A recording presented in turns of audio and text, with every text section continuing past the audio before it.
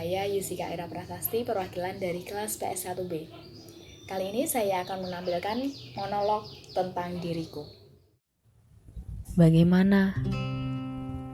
Sudah lelah belum mengikuti jejaknya? Saat itu tiba, lelah, tapi aku tetap perlahan belajar untuk menerima atas semua yang telah usai, untuk semua yang gagal terwujud.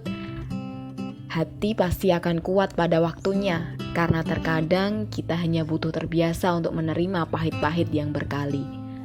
Hingga akhirnya kita lupa seperti apa rasa pahit itu. Walau semua terasa lelah, tetaplah berdiri dan lanjutkan langkah. Walau mimpi-mimpimu pernah terhenti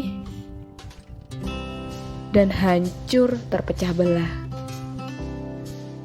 Walau terkadang di setiap melangkah, ada yang tak ingin berhenti berteriak di dalam kepala. Dengan nada-nada yang bersorak, membuat ingin kembali pada masa yang tak ingin dikunjungi lagi. Bukan masa suram, justru itu masa indah yang pernah dilewati. Penuh tawa dan mimpi yang hancur tentunya, ditemani dengan harapan yang telah dipupuskan. Yang sudah terjadi, ya biarlah. Tak apa, kumpulkan lagi mimpi-mimpi yang sudah berantakan, yang sudah hancur berserakan. Ini waktunya untuk membuktikan. Ini adalah hariku.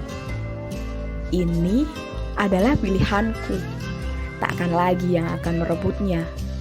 Tak akan ada lagi yang akan menghancurkannya.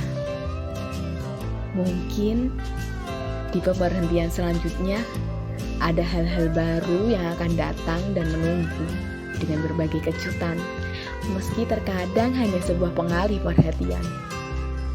Namun percayalah, Tuhan punya banyak cara untuk membuat kembali kuat dan mampu bertahan.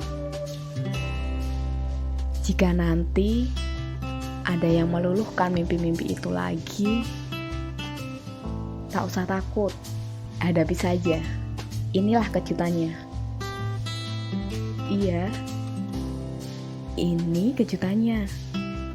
Banyak pemeran baru yang datang dalam kisah hidup.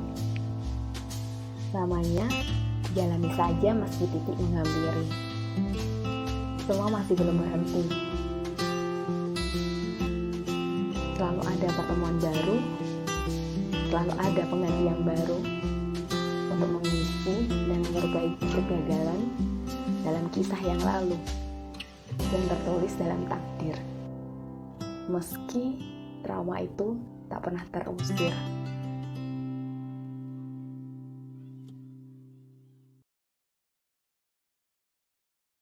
Assalamualaikum warahmatullahi wabarakatuh. Kepada yang terhormat seluruh panitia putra-putri akuntansi tahun 2022 dan para sahabat akuntansi Politeknik Negeri Semarang. Di kesempatan kali ini, pada seleksi tahap kedua putra-putri akuntansi tahun 2022, saya Yusika Ira Prasasti, perwakilan dari kelas PS1B, ingin menyampaikan mengenai kecanggihan dari generasi milenial. Belakangan ini, generasi milenial menjadi topik yang hangat dibicarakan di kalangan masyarakat, tidak hanya dari segi pendidikan dan teknologi, tetapi juga perilaku milenial yang berbeda dengan generasi sebelumnya.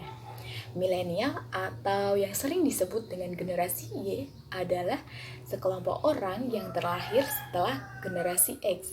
Mereka itu yang lahir pada kisaran tahun 1980 hingga tahun 2000 awal. Karakteristik dari generasi milenial tentu saja berbeda dengan generasi sebelumnya, Gen X, dan generasi sesudahnya, Gen Z.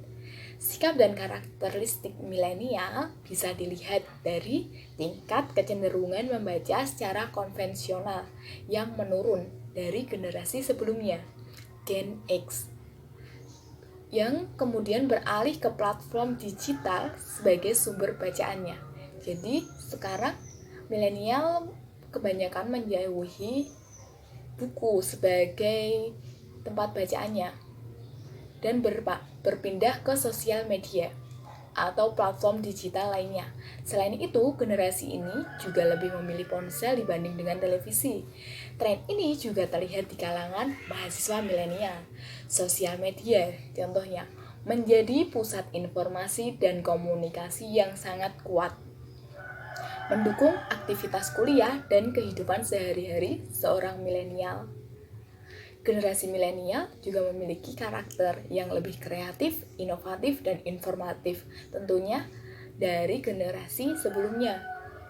Kalangan mahasiswa dalam rentan usia milenial ini juga memiliki karakter yang serupa.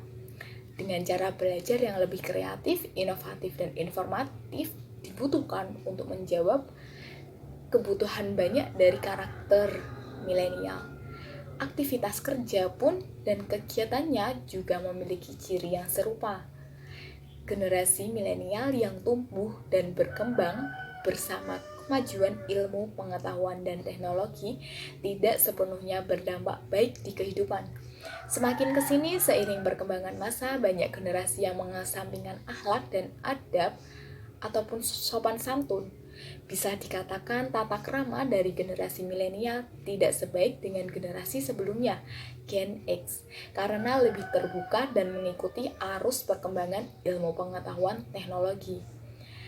Karakteristik milenial yang sangat istimewa ini haruslah didukung dengan kualitas pendidikan yang sesuai untuk menumbuhkan kualitas dan kuantitas dari generasi milenial tersebut dalam menghadapi era bonus demografi Indonesia di tahun 2045 nantinya, untuk menuju era Indonesia emas dengan para penerus bangsa yang melek teknologi dan tidak melupakan tata krama.